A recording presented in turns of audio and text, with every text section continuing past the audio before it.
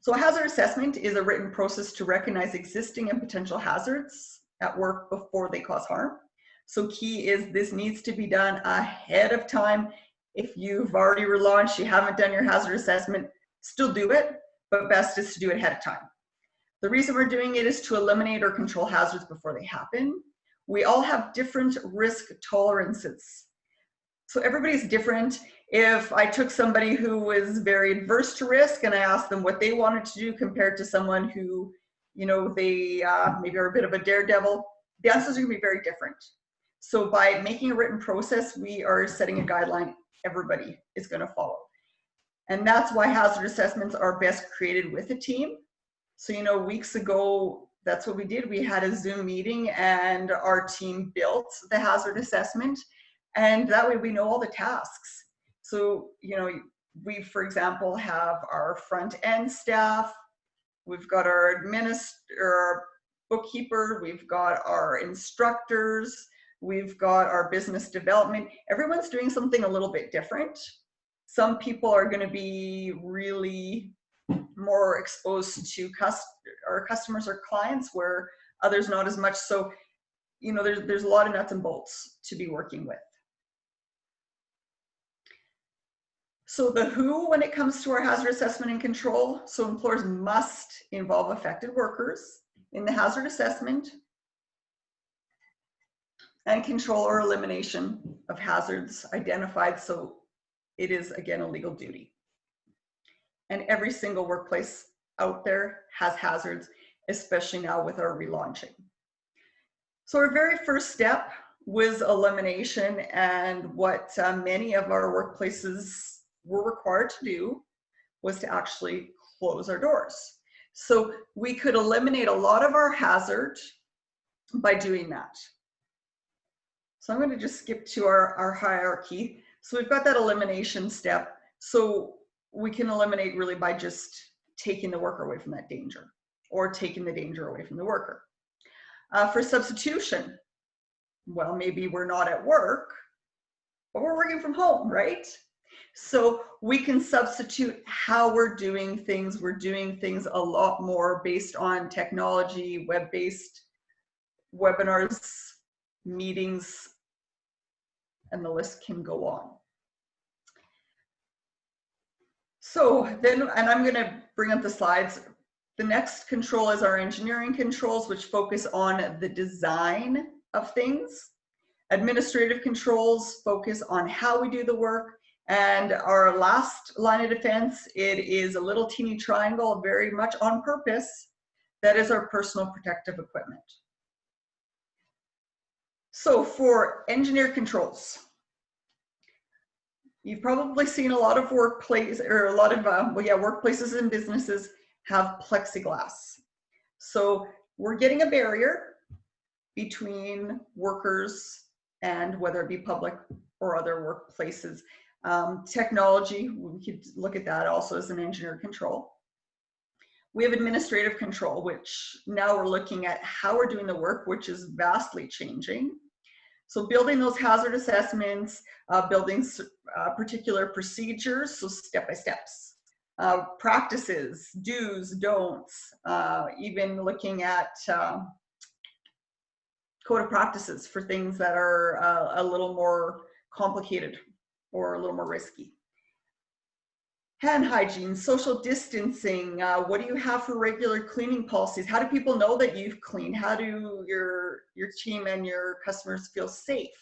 So maybe posting boards of cleaning regimens and making sure workers are trained. So PPE, that last line of defense, so that stands for personal protective equipment.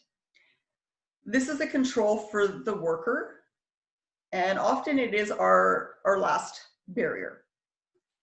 And I'm not saying PPE is not important, it certainly is, but we need all these other controls in place for PPE to work well.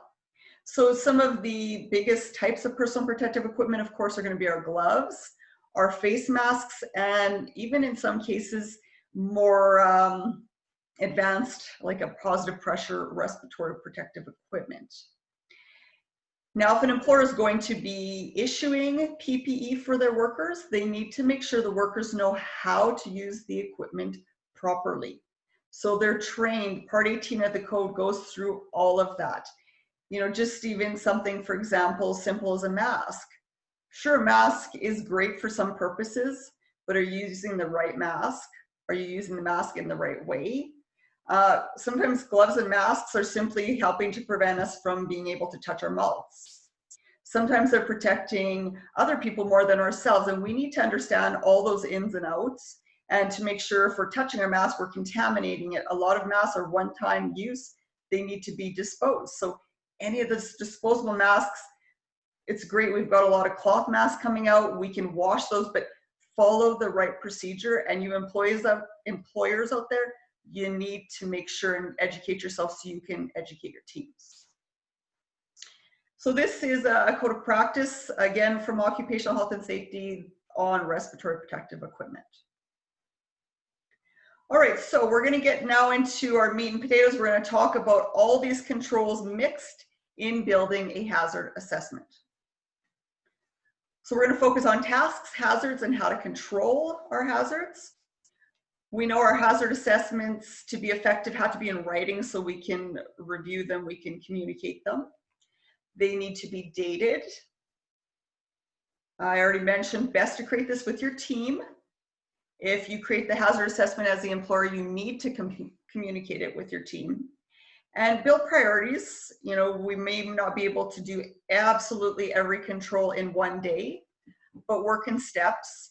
That's where looking at a risk matrix, when you're looking at what is the likelihood of this being a hazard, of something going wrong, versus what is the severity of the hazard.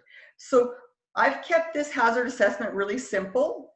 You can add an extra column if you want to prioritize your hazard level. So is it a high, a moderate, or low risk? But you know, for a lot of us, use the KISS method, just get something in writing.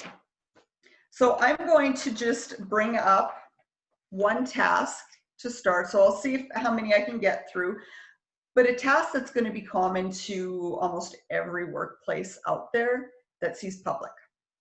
So for us, we've got our students coming in and out of the campus. What are our hazards? Well, somebody could either, you know, have COVID-19, perhaps be a carrier. So we've got all those thoughts in our mind. So what are some controls we can put into place?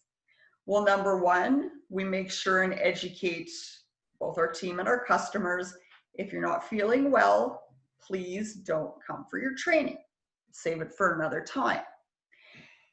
Now, when students do come into the campus, right away we have posters. We've got our table tents of reminders for social distancing, preventing spread, not touching your face, good hand washing, and we've got hand sanitizer. So another thing that we do for education, even prior to students coming to the campus, is we educate them on the fact that when you come in, we don't want you in and out, because now we're just providing more risk that maybe you've gone for lunch somewhere. What have you touched? What are you bringing back to the campus?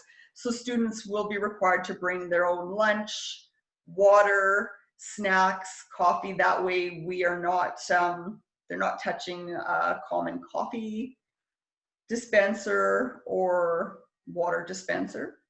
We do have individual water bottles and snacks for people that, you know, we've got a procedure that we can safely get them to our customers. But all this took a lot of thought and education. For hand hygiene with students, when they come in, not only is there hand sanitizer, we're going to remind them every break, do some hand washing. For our team, we remind them about hand washing. So having those visuals, the communication reminders, and something else we can do, since we've got public coming in, they're going to come straight to the classroom. So we're going to social distance, like get students going straight to the classroom. And then from there, we've got the next task of running classes. So one of the first hazards we have in the classroom is going to be student spacing. So what we've done to eliminate or mitigate that risk is we've got only one person allowed per table. And we're going to alternate side by side. So you might have noticed that in the picture, instead of people being right in front of each other, we're staggering them. Instructors are going to remind students throughout the day to remember their social distancing. So when they're not sitting at tables, perhaps they're doing practicals, we're going to make sure that they're 2 meters apart. We do have gloves and masks available if the students want to use them. We've limited our class size to be able to keep our social distancing where we want it to be. And instructors will guide students from a distance. So they're going to make sure they're always at least 2 meters away. Now, another hazard of running a class is we've got props. So what we've done now is, instead of people touching common props, first aid, for example, everybody gets their own mannequin, which we've got Germ Guard sanitization spray that you spray on soft or hard surfaces, leave it for 10 minutes, and it's going to disinfect. So everyone's got their own mannequin. When they're done, we're spraying down tables, chairs, props, everything. And we let our students know throughout the day, these are the procedures that we're going to be taking. We used to have a lot more paper. We've downsized the amount of paper that we're using, and making sure that mostly one person's going to be responsible for paper, and the paper is going to sit there for a couple days before our front-end staff are going to process it. Some of the other big things that we're looking at communicating is allowing students to do some of their own sanitization as well. One other thing that a lot of people are going to be dealing with at the workplace are things like payments and, in our case, registrations. So where students used to come, line up, they'd register for class, they'd go to class, they'd fill out more paperwork. Now it's happening.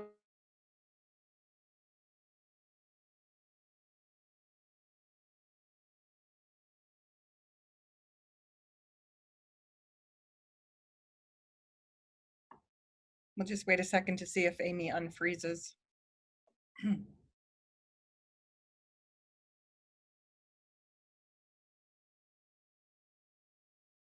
She might have to pop back in. Frozen? You froze there for a minute, so. Oh, am I back? You're back. Okay, good. So I was probably talking about payments and registration. You were just about to talk about payments and registration. Okay, perfect, good. So what we're looking at with payments is anybody who's not invoiced will have to prepay. So they're going to pay via e-transfer or pay by Visa. So now our front-end staff aren't taking payments. Registration process, we're not lining people up anymore.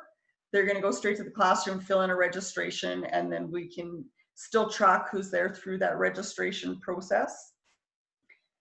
And, you know, just some of the big things is simply looking at how do we sanitize? How do we keep people comfortable, safe? What can others do to help promote the safety of the campus? So, you know, that hazard assessment does not need to be complicated. Get an Excel spreadsheet. I'll include one. Just title it column 1 task, column 2 hazards, column 3 how do you eliminate and control hazards. And if you want to build that 4th column, which would be your level of risk, you can have low, moderate, high risk. So, you know, lots of tools. The hazard assessment does not have to be difficult. Just work with your team to build it. So that wraps up my PowerPoint and the presentation.